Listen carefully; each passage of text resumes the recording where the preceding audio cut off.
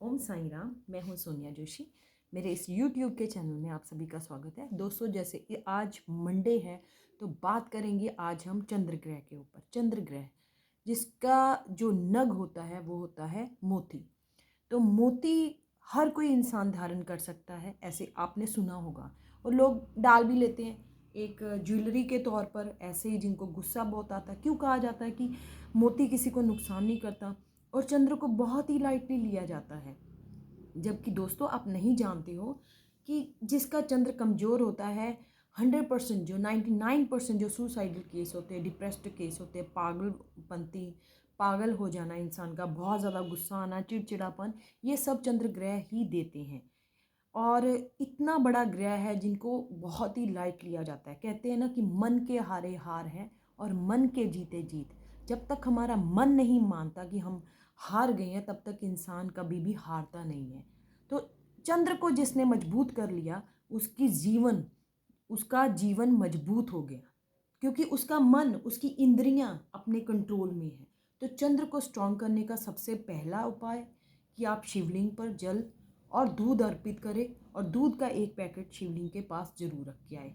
दूसरा उपाय, दोस्तों, जब भी घर में चावल आए तो आप एक कंटेनर लें और उसमें रेड कप कलर का कपड़ा, कॉटन का नया लेकर आए छोटा सा, और उसके ऊपर ओम श्रीम लिख करके हल्दी से सबसे पहले उसको नीचे बिछाएं। उसके ऊपर चावल डालें, और जो चावलों का कंटेनर होगा, आप उसको कभी भी खाली मत होने दें।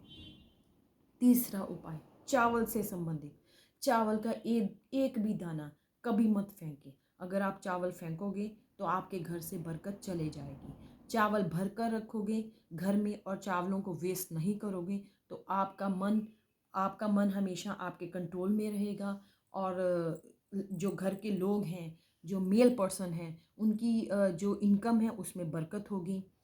अब हमारा चौथा उपाय, जो कि बहुत ही आसान उपाय है, नहीं कर सकते, कुछ नहीं कर सकते, तो बैठ करके घर में ओम नमः शिवाय का जाप कीजिए। 16 सोमवार या सिंपल जो सोमवार होते, खुले सोमवार के व्रत होते हैं, वो रखिए, आप जरूर रखिए।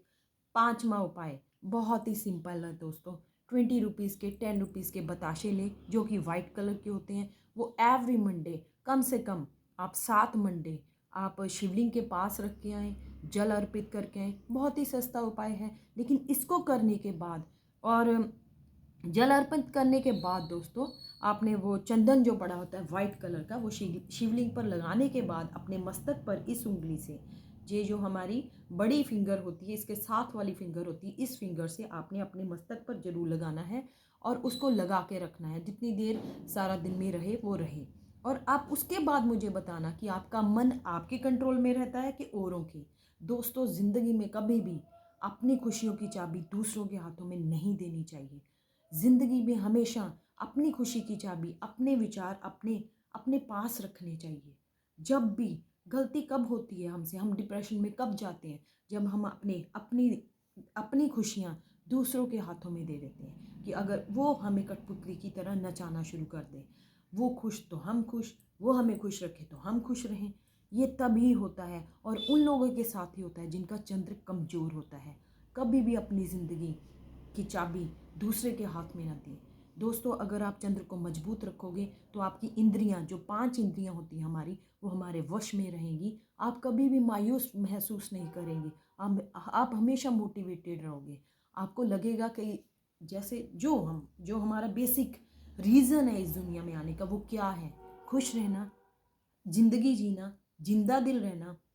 यही यही एक बेसिक है ना। हम इस दुनिया में क्या करने आए हैं? दुख रहने आए हैं, दुखी रहने आए हैं, दुख देने आए हैं, कि खुश रहने आए हैं? हर हाल में हमें वैसे ही रहना चाहिए जैसे भगवान ने हमें रखा हुआ है, या फिर वो भगवान चाहता है हमें। तो दोस्तों, अगर आप चाहते हो कि आप हमेशा खुश रहें, मोटिवेटेड रहें, तो सबसे पहले तो यही सोचिए कि हमें जैसे ऊपर वाले ने रखा है वैसे ही हमें रहना है। उसी की रजा में राजी रहना चाहिए। वो चाहे आपको जो भी प्रॉब्लम्स क्रिएट कर रहा है, उसको प्रॉब्लम की नज़रिए से ना देखें, आप उसको चैलेंज की नज़रिए से देखिए। अगर आप उसको चैलेंज की तरह लोगे अपनी लाइफ में, तो आप लाइफ में बहुत आगे बढ़ोगे। तो भगवान कभी किसी के साथ गलत नहीं करते हैं। उनका दिया हुआ कोई कष्ट भी आपको एक लेसन दे के जाता है। आप उस लेसन से सीखिए, समझिए और फिर वो गलतियाँ मत दोहराइए और हर दिशा में, हर हाल में खुश रहिए दोस्तों। मेरा तो यही कहना है और मेरा ये आशीर्वाद ये भी है आप सबके लिए। तो इसी तरह से मैं इजाज़त चाहूँगी।